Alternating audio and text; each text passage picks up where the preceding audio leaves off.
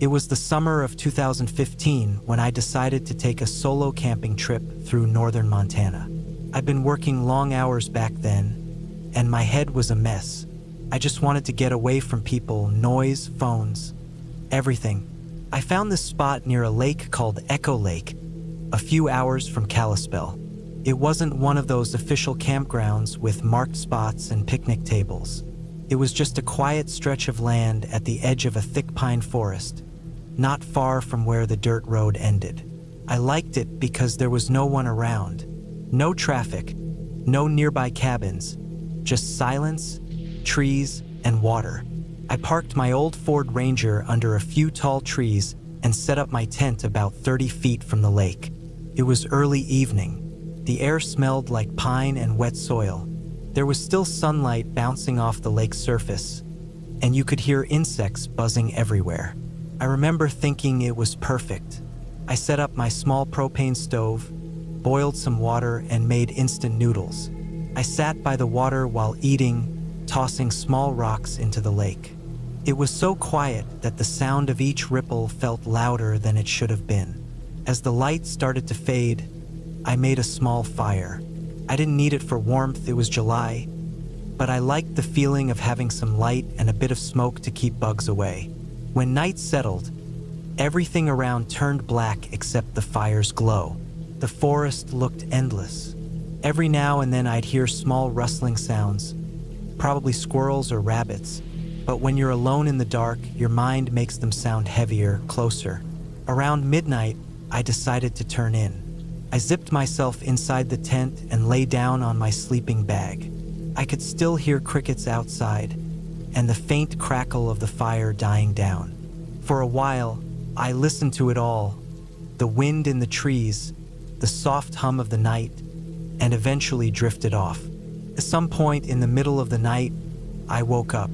I wasn't sure why. It wasn't a nightmare, and I didn't hear anything at first, but something felt off. I checked my watch, 2:47 a.m. The fire had completely died, and everything was pitch black except for the faint light of the moon filtering through the tent fabric. Then I heard something. It wasn't the normal kind of rustling. It sounded like slow, heavy steps, crunching leaves, careful and uneven. Not the light scampering of an animal, but something deliberate. I froze and held my breath. The steps came closer, then stopped. I could hear the faint sound of breathing outside, soft but real. It didn't move for several seconds, maybe a minute, just quiet breathing a few feet from my tent. Then there was the sound of something brushing against the nylon, like a hand or maybe a branch being dragged along the side. I reached slowly for the flashlight next to my bag, but I didn't turn it on. I just waited, every muscle in my body tight. After a few seconds, the sound moved around to the other side of the tent. Then another faint crunch, something stepping on sticks. I thought maybe it was a deer, or maybe a bear, though bears didn't usually move that quietly. I wanted to look, but I also didn't want to make a sound. The breathing outside stopped again, and for a while there was nothing, just silence. Then I heard the faintest metallic sound, like something scraping metal against metal. I knew for sure then it wasn't an animal. My heart was pounding so hard that I could feel it in my throat. I stayed like that, frozen for what felt like forever. The noises stopped completely. I didn't hear anyone walk away, but eventually I convinced myself maybe whoever or whatever it was had gone. After half an hour of silence, I finally managed to fall back asleep, though it was more like slipping in and out of half dreams, my body on edge. When I woke again, it was morning.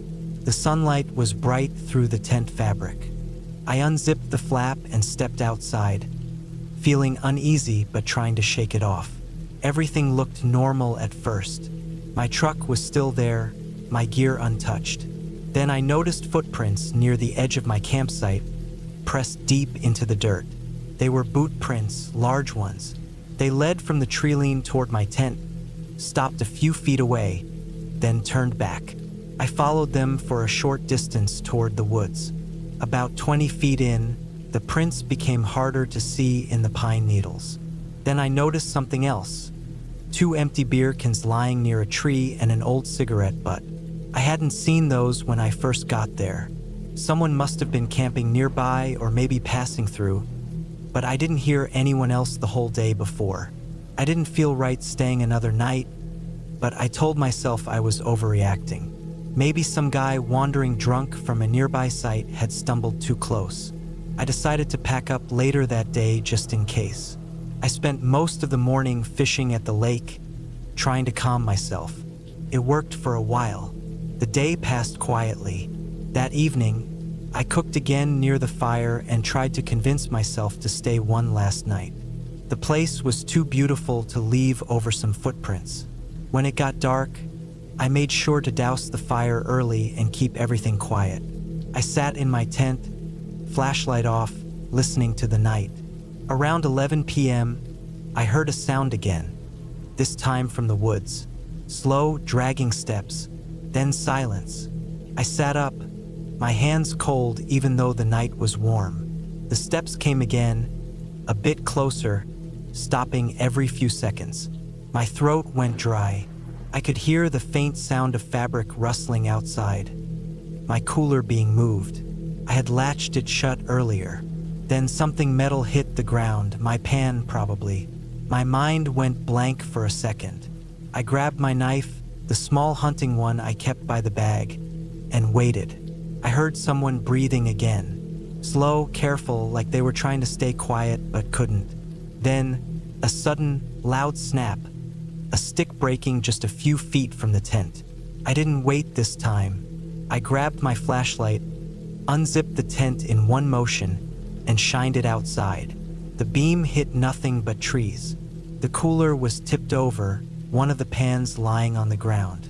My fire pit had been kicked slightly, scattering a few charred pieces of wood. I swung the light around in every direction, heart pounding so hard it hurt. Then I caught a glimpse of something between the trees. A shape, dark, tall, standing completely still. The light hit its face for a second, and I could see a man, not a camper. His clothes were filthy, his hair matted. He was holding something, a hatchet, I think. The second the light touched him, he turned and ran deeper into the woods. I didn't chase. I ran straight to my truck, grabbed my keys, and started it with shaking hands. I didn't even take the tent down. I left it all there, my sleeping bag, cooler, everything. I just drove, tires kicking up dirt, headlights bouncing off trees until I hit the main road. I drove for nearly an hour before stopping. When I reached a small diner outside Kalispell, I finally stopped shaking. I sat there in the parking lot, just breathing, trying to make sense of it. I didn't call the police at first because I didn't know what to say. Some man in the woods watching me at night. No real proof. But the next day, when I went back with a ranger, my campsite looked torn apart. The tent was slashed open, my stuff scattered everywhere. The ranger found more footprints near the treeline, and a small pile of ashes from a separate fire someone had made maybe 50 yards from where I'd been camped. Whoever it was had been there too, maybe watching me from the woods that whole first day. The ranger said sometimes drifters or squatters lived out there, hiding deep in the forest, avoiding people. Some of them weren't dangerous, but others, well, no one really knew who they were. I never camped alone again after that. Every time I hear leaves crunch under my feet or branches snap in the distance, my stomach tightens. I keep thinking about how close that man must have been, standing there in the dark while I slept, breathing just a few feet away from me, waiting for something, who knows what. I left Montana a few months later and never went back. But I still think about Echo Lake sometimes. The still water, the quiet woods, and that feeling of being completely alone until I wasn't.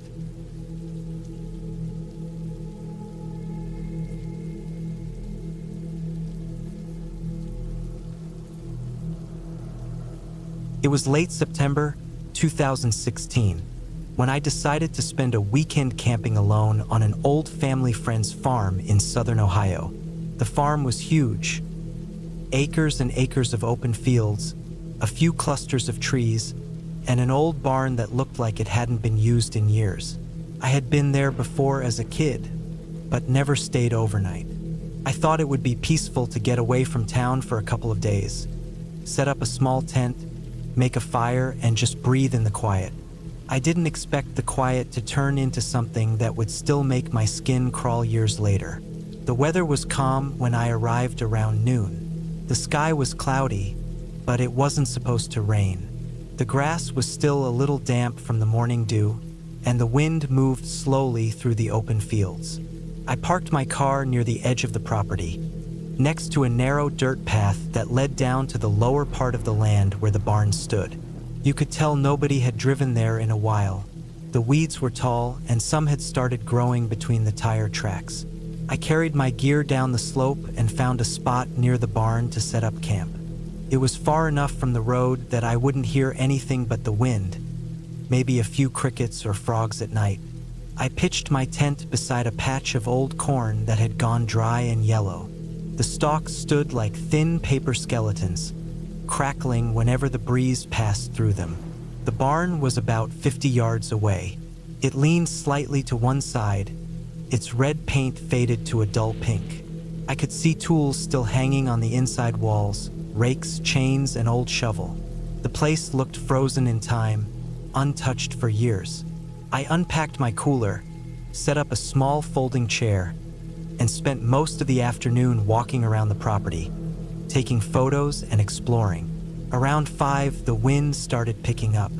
The sky darkened faster than I expected. The air got heavier, almost thick. I could smell rain coming, that damp, earthy smell that usually means a storm isn't far away. I went back to my tent, made a small fire using the dry wood I'd brought, and cooked a simple meal. The flames flickered weakly, struggling against the wind. I remember feeling this strange sense of isolation then, like I was too far from anything. There wasn't a single car sound, no dogs barking in the distance, no voices, just wind, the whisper of dry corn leaves, and the occasional creak from the barn as it shifted with the breeze. The rain started around 9 p.m., came down hard, sudden, and cold. The sound of it hitting the tent was sharp and constant. The air smelled like wet soil and metal. My small fire hissed out within minutes, and darkness took over completely. I had a flashlight with me, but I kept it off most of the time. I laid in my sleeping bag, listening to the rain, trying to calm myself down. But then I heard it, the first sound that made me freeze. It wasn't the rain or the wind. It was a faint, slow scraping, like something heavy being dragged on gravel. Came from the direction of the barn. At first, I thought it might be a loose door swinging, but it was too deliberate, too slow. It would scrape for a few seconds, then stop. Then again. I sat up, barely breathing. I told myself it was just something shifting in the storm, maybe a metal tool falling or a branch hitting the roof. But it didn't sound like that. It sounded closer. The rain softened a little, and that made the sound clearer. I couldn't see anything through the tent walls except vague shadows when lightning flashed. I waited for another flash. When it came, for a split second, I thought I saw movement outside, something dark against the lighter outline of the barn. I blinked hard, thinking I imagined it. But then came another flash, and it was gone. I stayed still for almost an hour, listening. My heartbeat was loud in my ears. The rain slowed to a drizzle, and the scraping stopped. I tried to convince myself it was nothing, just nerves or an animal. But around midnight, I heard another sound. This one was worse. It was the sound of footsteps moving through wet grass.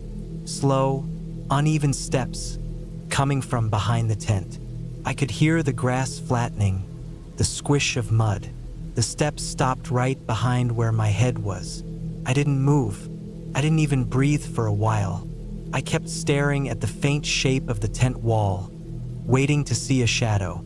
Lightning flashed again outside, and I swear I saw the outline of something tall standing a few feet away.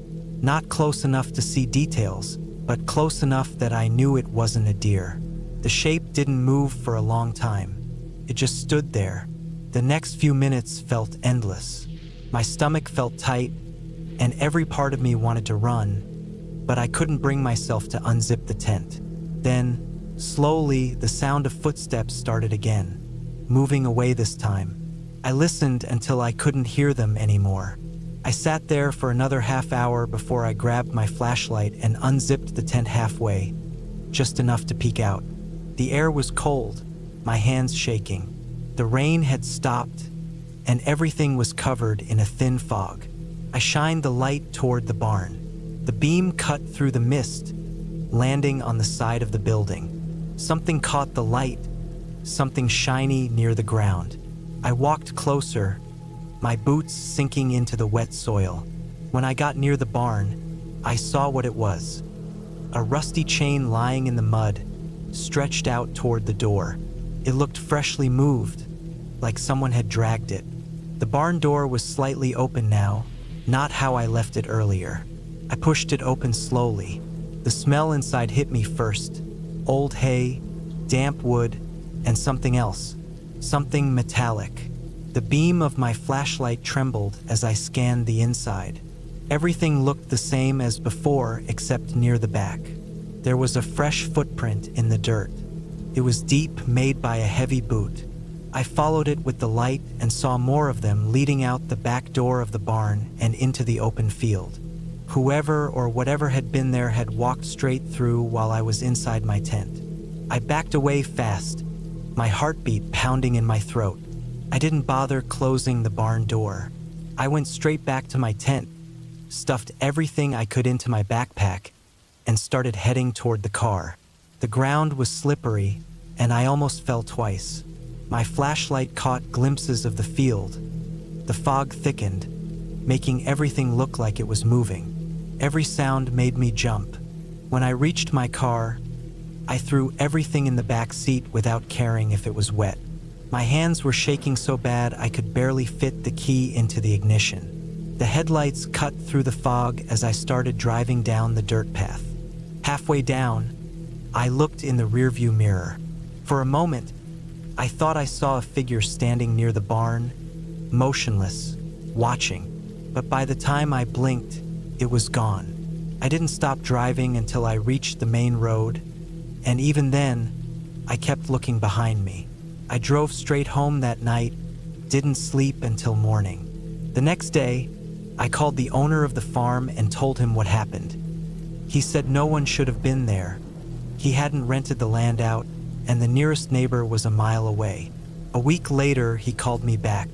He said he went down to check the barn and found boot prints similar to what I described, along with signs that someone had been sleeping inside recently. An old blanket, a half-burnt candle, and empty food cans. He thought maybe a drifter had been living there without anyone knowing. I still think about that night often, not because I'm scared of the dark, but because of how close I might have been to someone I never saw clearly.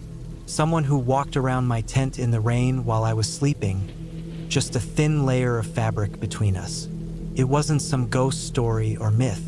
It was just a reminder that the scariest things aren't always what we can't explain. They're the things that exist quietly, right outside the walls we think keep us safe.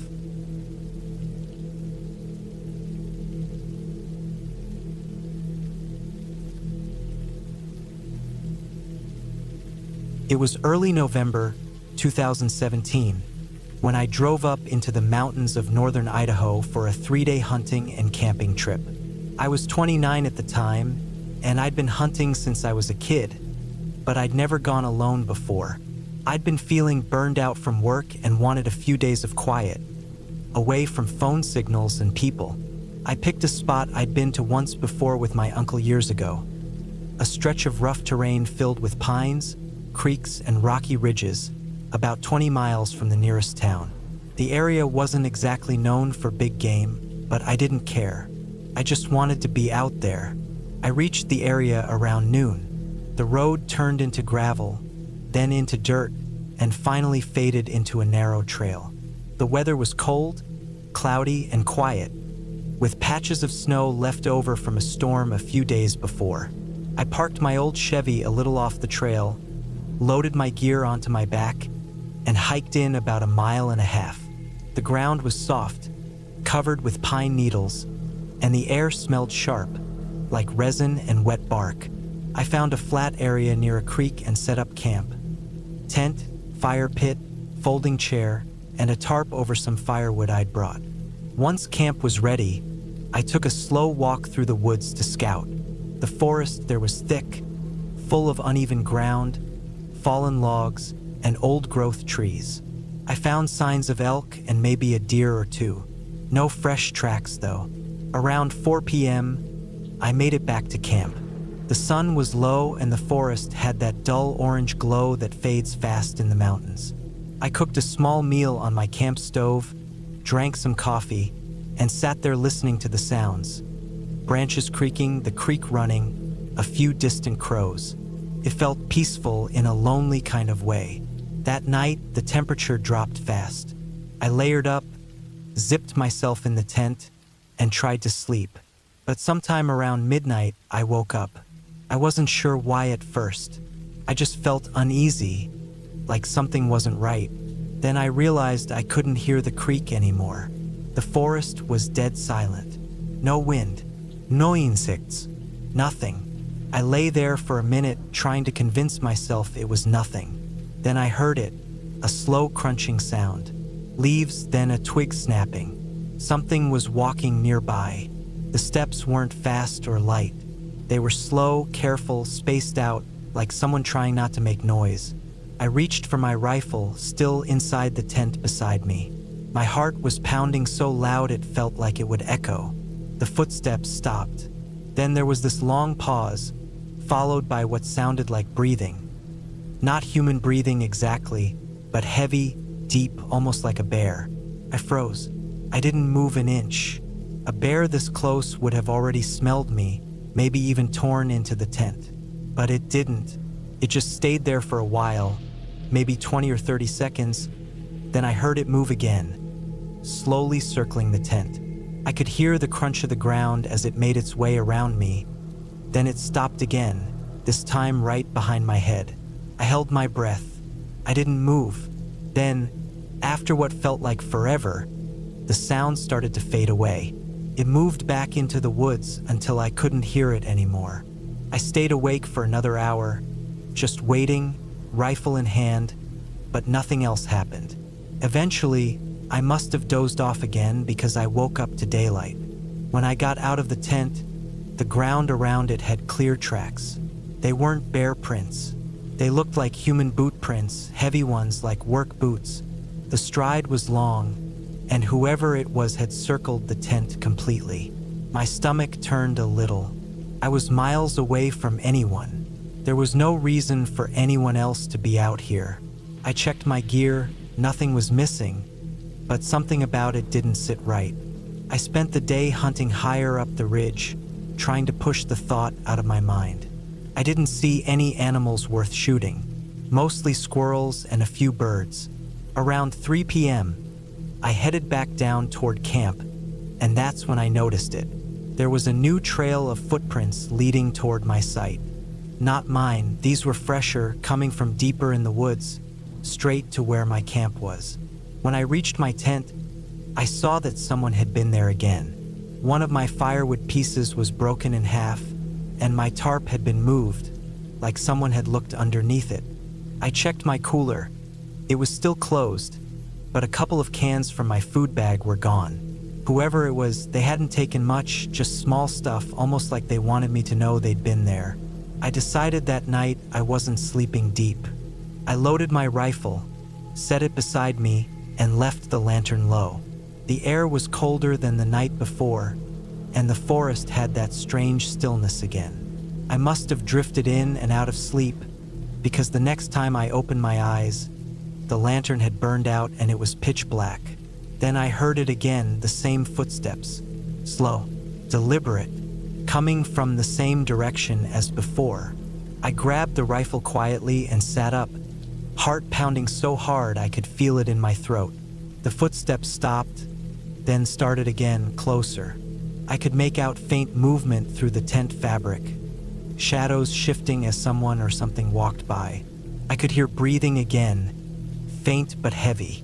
Then there was a sound that made my stomach twist, a zipper being touched, the sound of fingers brushing the tent zipper near the entrance.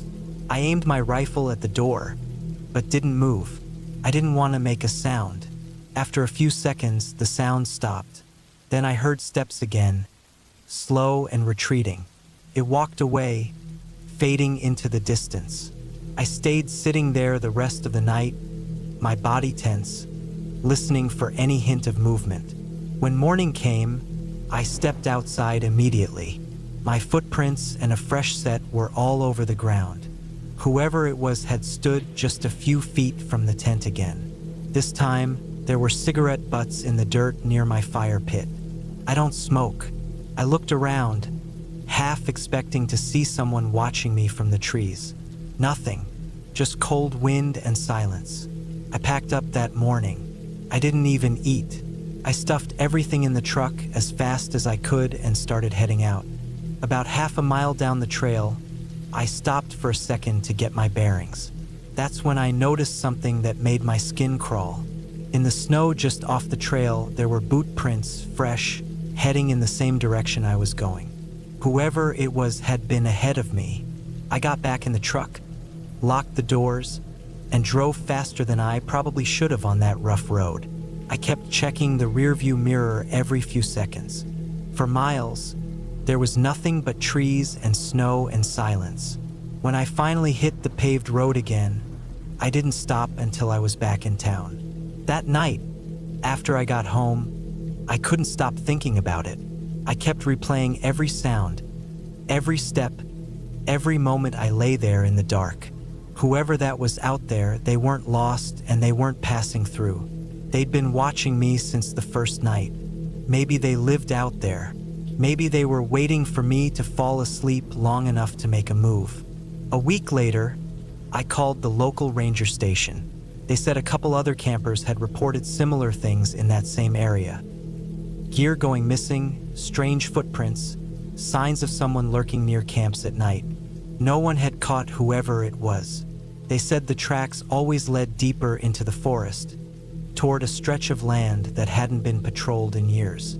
I never went back there again. I still hunt, but never alone. And every time I camp now, I make sure there's someone else beside me, even if it's just for one night. Because that kind of silence, the kind that hides footsteps and breathing in the dark, sticks with you long after you leave the woods.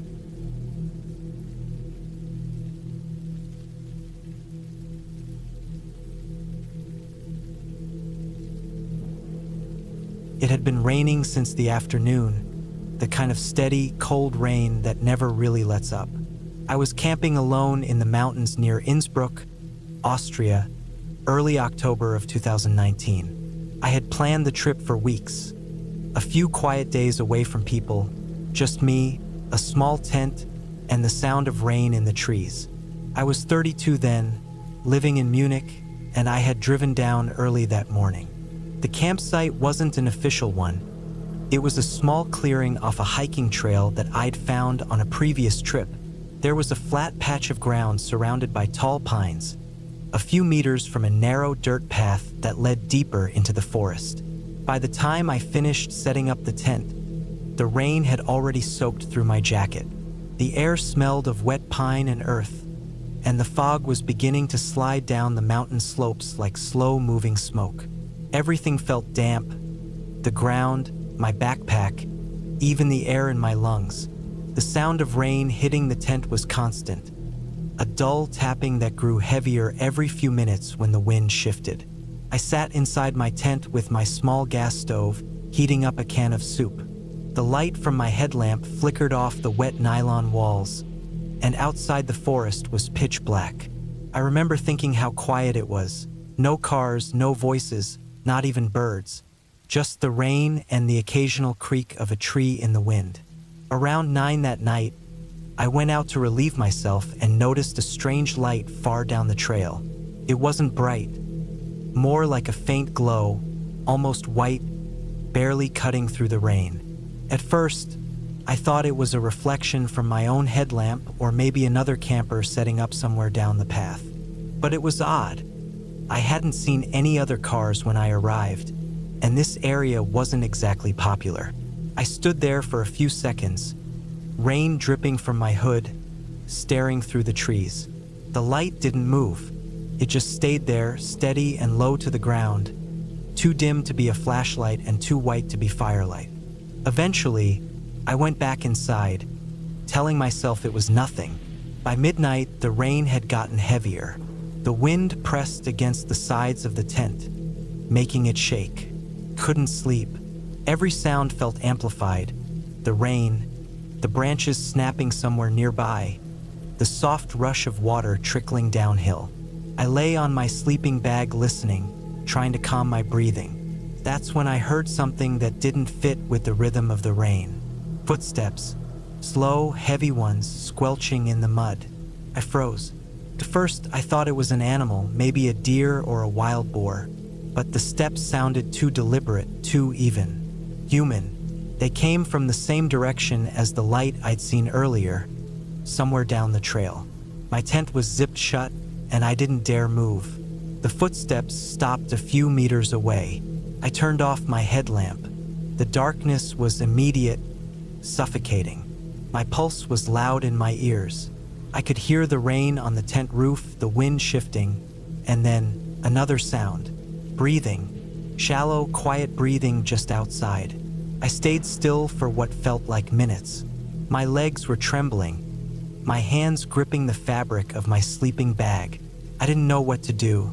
The person, or whatever it was, didn't move. I could hear the faint crunch of wet ground under their shoes as they shifted weight, maybe turning. Then the sound faded, slow, careful steps moving away, swallowed by the rain. I didn't sleep that night. I kept my hand on the handle of my knife and waited for the sky to lighten. Every few minutes, I'd think I heard something, a branch cracking, a shuffle of feet, but it was probably just the forest. When morning came, the rain had turned to a light drizzle. My tent was soaked through, my clothes damp and cold. I stepped outside, my boots sinking into the mud. The air smelled of wet moss. I looked around the clearing. There were footprints near the edge of my campsite, not mine. They were large, maybe from heavy boots, and they came from the trail, stopped right in front of my tent, then turned back the way they came. I followed them for a few meters, just far enough to see where they led. They disappeared into the trees past the path, toward a slope that dropped off into thicker forest. There was no sign of the person, no camping gear, nothing. I tried to convince myself it was some hiker who got lost or someone curious who saw my tent light. But the tracks were too direct. They came straight toward my tent in the dark, stopped and left. There was no reason for anyone to do that in the middle of a storm, in the middle of nowhere. I packed up quickly, my hands shaking as I shoved everything into my backpack. I wanted to leave before the weather got worse again. When I started the hike back toward my car, I kept looking over my shoulder. Every shape in the fog looked like a person standing there. Every sound in the trees made me jump. About halfway down the trail, I found something else. A cigarette, but still fresh, damp from the rain, lying right in the middle of the path. No one should have been up there that night. The road to the parking area was narrow, unmarked, and locked with a forestry gate that I'd only managed to pass because I had parked before it and walked. Whoever was up there must have done the same, or had come from the other side of the forest. The drizzle turned into steady rain again, and I kept walking faster. My clothes were soaked through, and my legs ached from the cold. The only sound was the rain hitting the leaves and the squelch of my boots in the mud. I remember thinking how much I wanted to just see my car. The road, the metal, anything man-made. When I finally reached the car, I was shaking, partly from the cold, partly from whatever fear had been crawling in my chest since the night before. I threw my pack into the back seat and sat there for a long minute, staring out through the windshield. The rain drummed against the glass, and the fog had gotten so thick that the forest looked like a wall of gray. Before starting the engine, I looked in the rearview mirror, just out of instinct. That's when I noticed something behind the car. A shape, dark and still, half hidden by the trees at the edge of the lot. It wasn't close, but it was there. Tall, human, just standing there watching. I didn't move for a few seconds, afraid to even blink. The figure didn't come closer. It just stood there, barely visible through the mist. I couldn't see a face, only the outline, broad shoulders, something hanging from one arm. Maybe a jacket, maybe a bag. I didn't wait to find out. I started the car and drove off, tires sliding on the wet dirt. I didn't stop until I reached the main road, miles away. Even then, I kept checking my mirrors, half expecting to see someone walking behind me in the rain. For weeks after, I couldn't get that night out of my head. I kept replaying the sound of the footsteps, the breathing, the prints in the mud. I tried to reason it out. Maybe a hunter, maybe someone hiking off trail, but deep down, I knew it wasn't random. Whoever it was had walked straight to my tent, stood there in the rain, and left without a word. No light, no sound, just breathing. I stopped camping alone after that. I sold most of my gear, even the tent. Every time it rains now, that sound, the tapping on the roof, the wind shaking the walls, takes me right back to that night, to that small clearing in the Austrian mountains, to the cold air, the mud, and the quiet figure standing in the fog just before I drove away. And sometimes, when I think about it too long, I still wonder how long that person had been standing there before I ever heard the first step.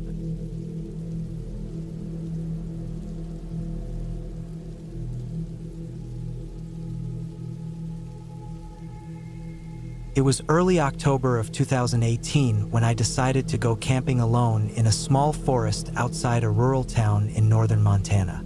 I was 27 then, and after weeks of dealing with constant work stress, I just wanted a few days of silence. No phone, no people, no noise.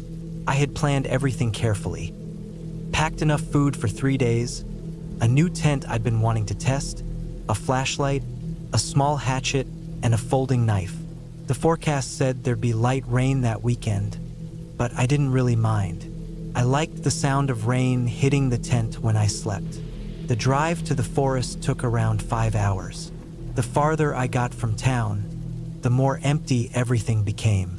The road turned from asphalt to gravel, and after about 30 minutes of driving along an old trail, I reached a small clearing that looked perfect. It wasn't a popular camping spot, but I'd read online that hunters and hikers sometimes pass through. There was a shallow creek nearby and thick pine trees surrounding the area. The air smelled sharp and cold. I could tell no one had been there recently. No tire marks, no footprints, no campfire remains. I set up my tent about 30 feet from the creek, just close enough to hear the water moving.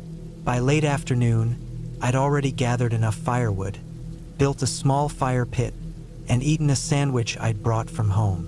The sun was starting to drop behind the tree line, turning everything golden. It was peaceful in a way I hadn't felt in months. The sound of the wind brushing through the pine needles, the occasional splash of a fish in the creek. It all felt distant from the noise of daily life. When the light finally faded, I sat by the fire for a while, just staring at the flames. The first night passed without anything strange. I woke up once in the middle of the night to a faint noise that sounded like sticks snapping, but it wasn't close. Probably a deer or something. I wasn't nervous yet. I fell back asleep pretty quickly. The next morning, I boiled some water for coffee and walked a little deeper into the forest to explore. About half a mile from my camp, I found what looked like an old campsite. Collapsed tent poles, an empty can, and a rusty fire grate. It looked abandoned for years. The ground was uneven and covered in old footprints that rain had washed down.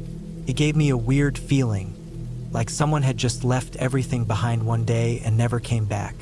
When I got back to camp, I noticed something that made my stomach tighten. A small pile of rocks had been stacked near my tent that wasn't there before.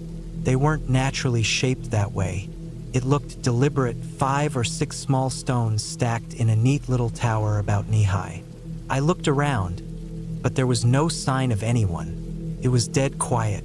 I figured maybe someone had passed through early that morning while I was out walking. Maybe some hiker messing around. Still, it didn't feel right. I knocked the pile over and tried to shake it off. The second night it rained, just like the forecast said. Around 10 p.m., I was inside my tent, listening to the rain patter against the nylon.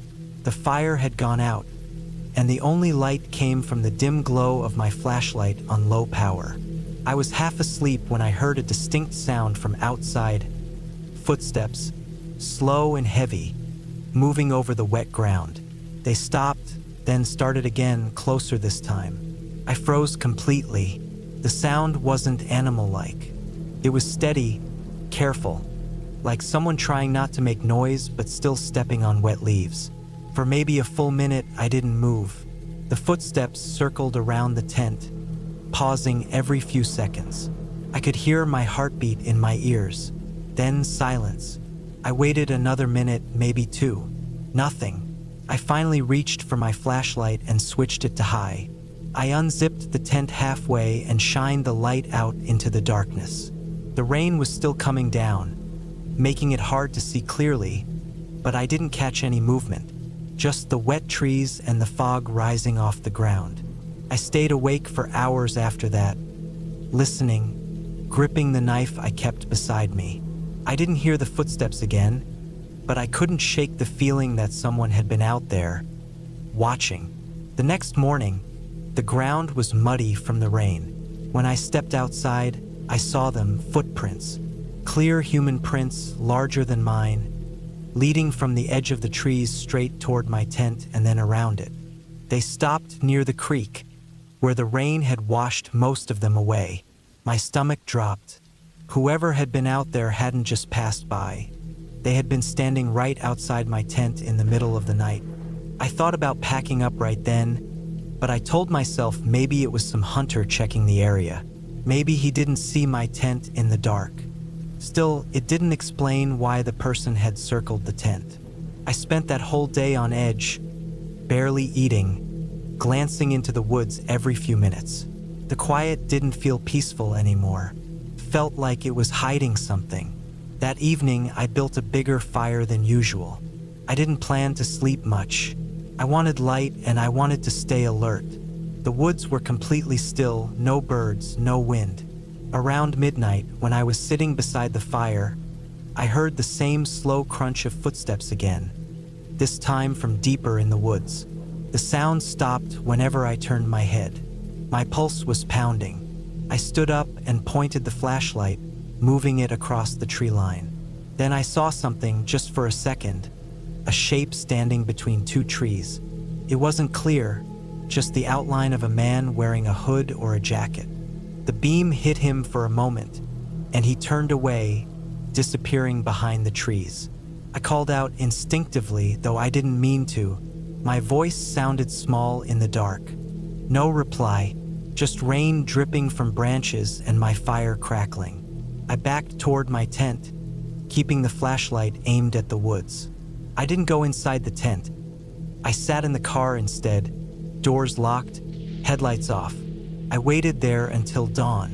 When the sky finally started turning gray, I got out and walked cautiously toward the spot where I'd seen the figure. The ground was disturbed. Muddy prints, same as before, leading away from my camp. But this time there was something else. Near the creek, stuck into the wet soil, was a thin stick with something hanging from it. One of my socks, the same one I'd hung on a branch to dry the day before. That was it. I packed everything in under 20 minutes. My hands were shaking so much I dropped my stove twice. I didn't care about leaving anything behind. I just wanted to be out of there. I drove until I reached the main road and didn't stop until I saw other cars again. When I got home, I couldn't stop thinking about it. I told myself maybe it was just some drifter, someone living off the woods who wanted to scare me off. But the way those footprints circled my tent, the way my sock was hung up like a message, it felt personal, like whoever it was had been watching me since the first day. A few weeks later, I checked an online forum where people shared camping stories from around that area. Buried deep in the comments of one post, I found a short message from someone saying they'd camped near the same creek years ago and woke up to find all their gear moved in the night. Nothing stolen, just rearranged. They never saw who did it either. That was the last time I ever camped alone. I still go sometimes, but only with friends and never anywhere that far off the road. Even now, when I hear rain at night, I think about those quiet footsteps circling my tent, careful and patient, and how I'll never really know who was out there watching me that night in the dark woods of Montana.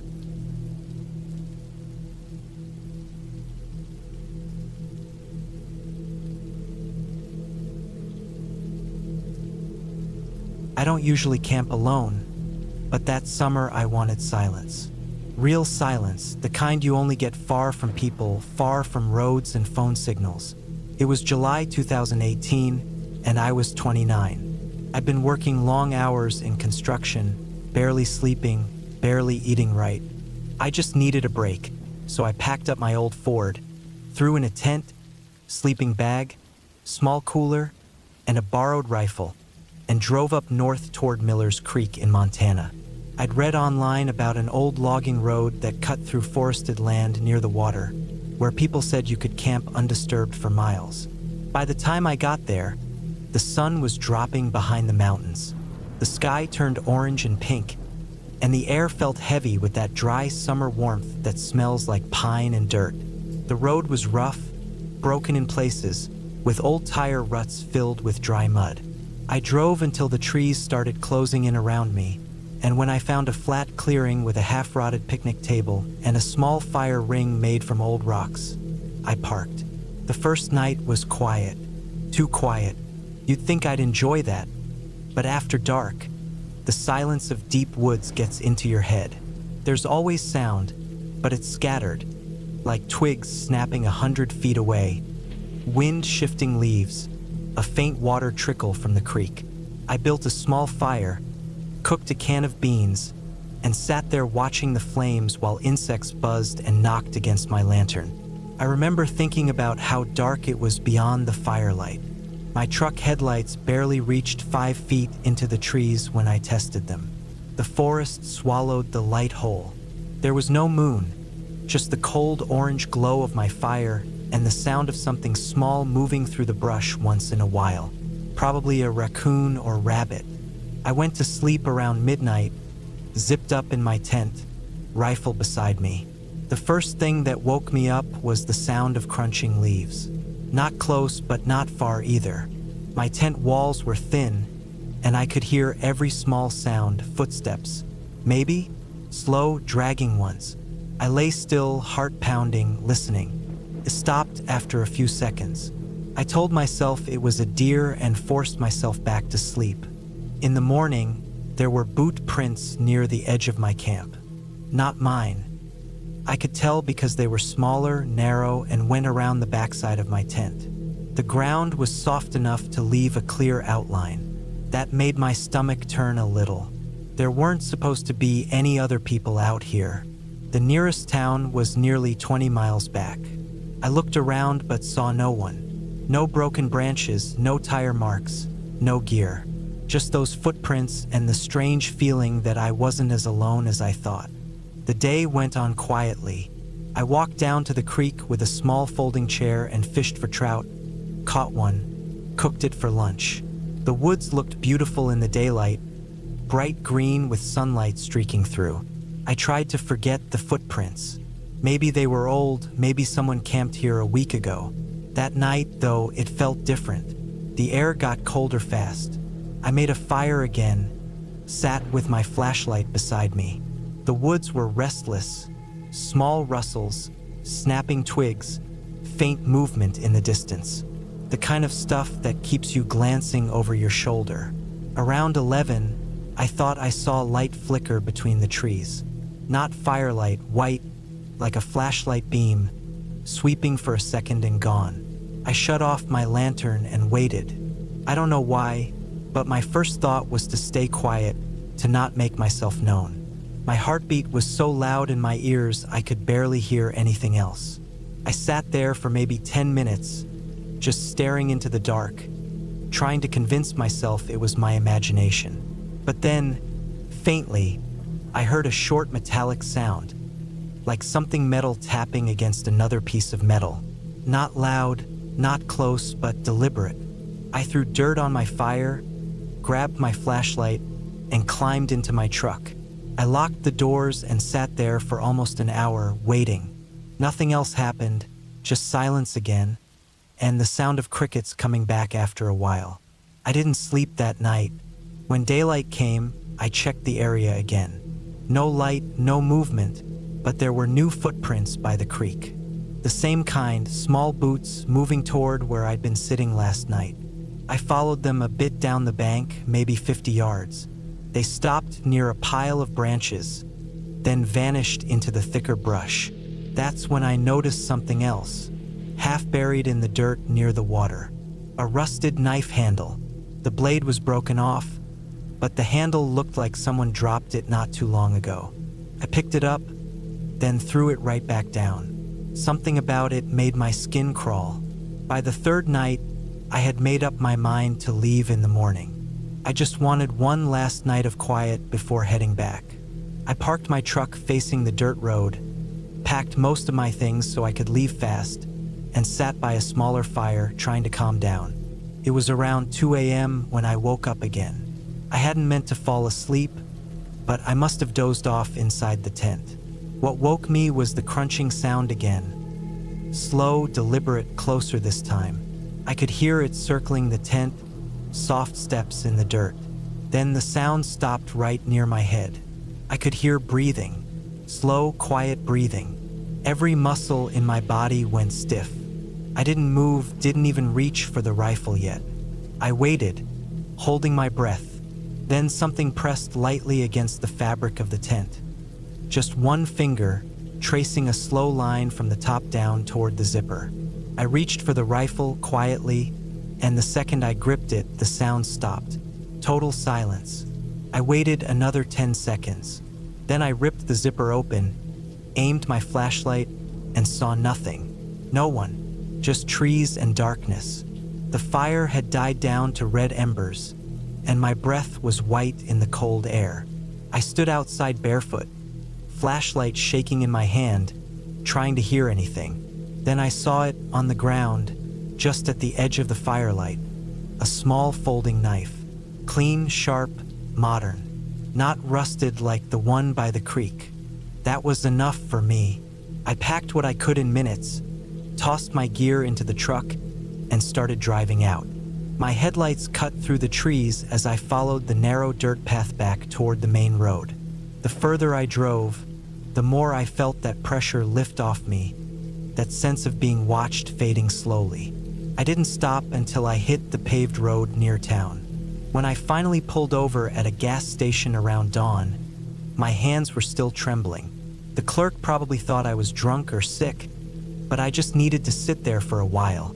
2 days later, out of curiosity or maybe stupidity, I searched online for anything about that area. Turns out, about 6 years earlier, a hunter had gone missing near Miller's Creek. Never found. Locals said there were signs someone had been living rough out there, maybe an old hermit or drifter. People stopped camping in those woods after that. I never went back. The tent stayed in my garage for a year before I gave it away. Sometimes, when I'm alone at night, I still think about that sound. The slow breath just outside the thin fabric, the line traced down the tent wall. Whatever was out there wasn't an animal. It wasn't some ghost story either. It was real, flesh and blood. Someone who'd been watching, waiting, and walking around my camp every night. And I still wonder if I'd opened that tent a few seconds later, if I'd seen what was standing there, would I have made it out of those woods at all?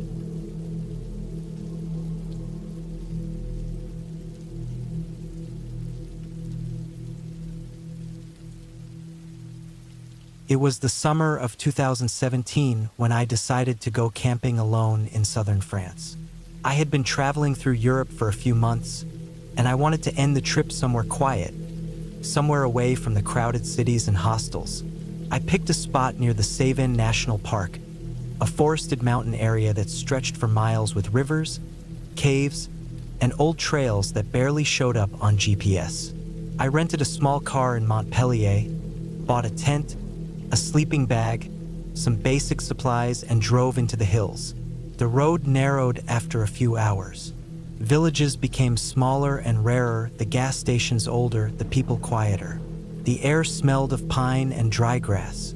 It was late afternoon when I parked near a clearing that overlooked a small valley. There was an old wooden sign that looked like it hadn't been touched in years, covered in faded French words I couldn't completely read. But the spot looked good, secluded, flat, near a small stream that wound through the trees. I set up my tent near the edge of the forest, about 50 meters from the water. It was peaceful. Birds echoed across the trees, and the sound of running water filled the quiet. I made a small fire, cooked some canned food, and watched the sky darken into shades of orange and purple. It felt perfect, no noise, no lights, no people.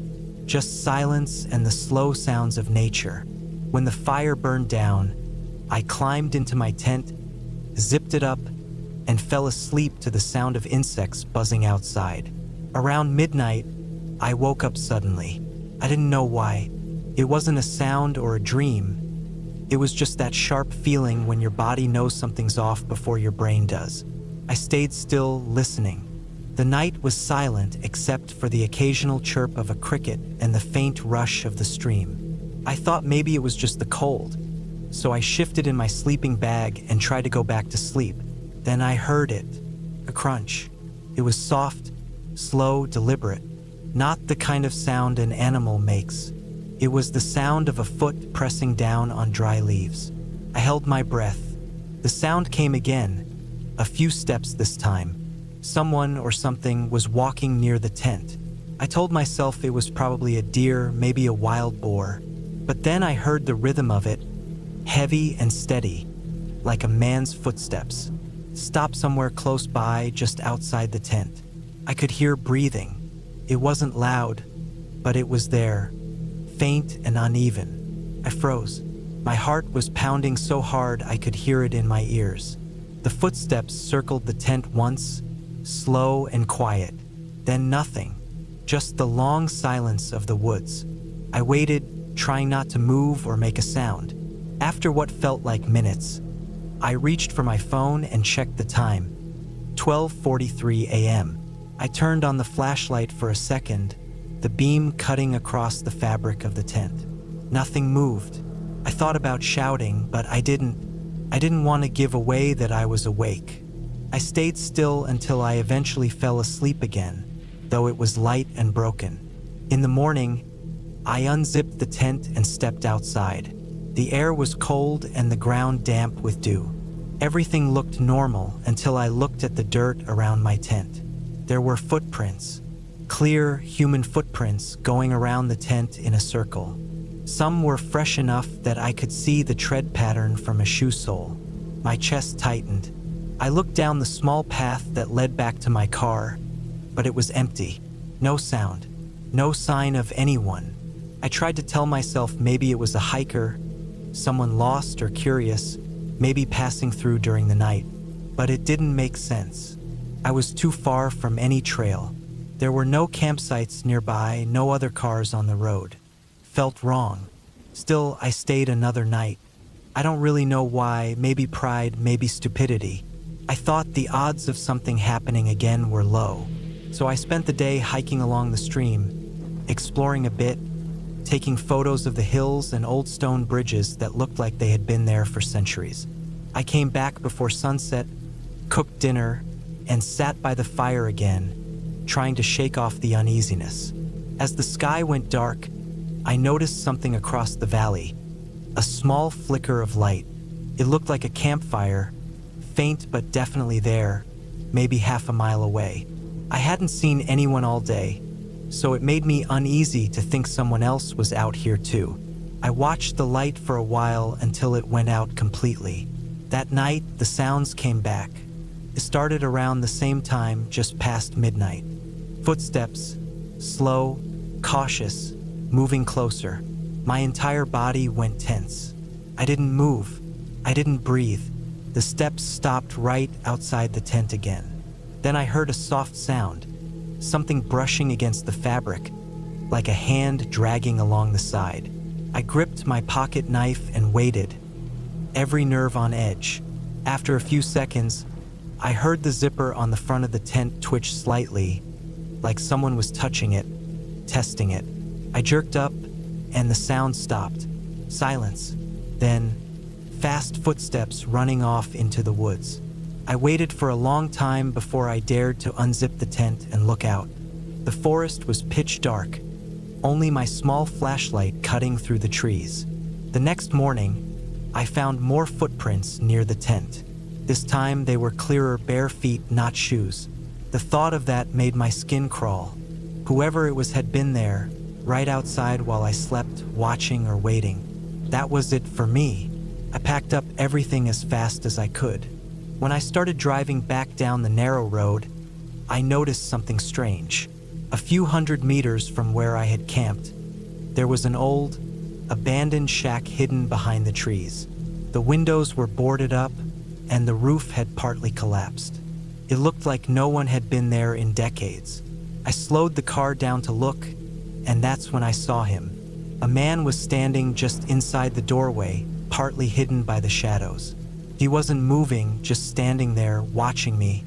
He looked tall, thin, with long, messy hair and pale skin that stood out even from that distance. He didn't wave or say anything, just stared as I drove past. I didn't stop. I pressed down on the gas and didn't look back. When I reached the nearest village, I stopped at a small cafe near the main road. I told the man behind the counter that I had been camping near the woods up the road. His expression changed when I mentioned the area. He told me in broken English that locals didn't go there anymore. He said there had been stories about a man who lived in those woods years ago, someone who used to wander around at night, scaring campers and hikers. Some said he had escaped from a psychiatric hospital. Others said he was just a hermit who refused to leave after the authorities tried to clear the land. No one really knew what happened to him. I didn't tell the man I had seen him. I just nodded, paid for a coffee I didn't drink, and got back in the car. As I drove back toward the city, I kept thinking about the footprints, the sound of breathing, and the figure standing in that old shack. There was no question in my mind, it was the same person. He had been out there, watching me sleep, walking around my tent in the dark, maybe waiting for something. That night, I stayed in a cheap motel and barely slept. Every time I closed my eyes, I saw the man's pale face in the shadows of that doorway. Even now, years later, I can still hear those slow footsteps circling the tent, the sound of someone quietly breathing inches away from where I lay. I've gone camping many times since then, but never alone, and never in France.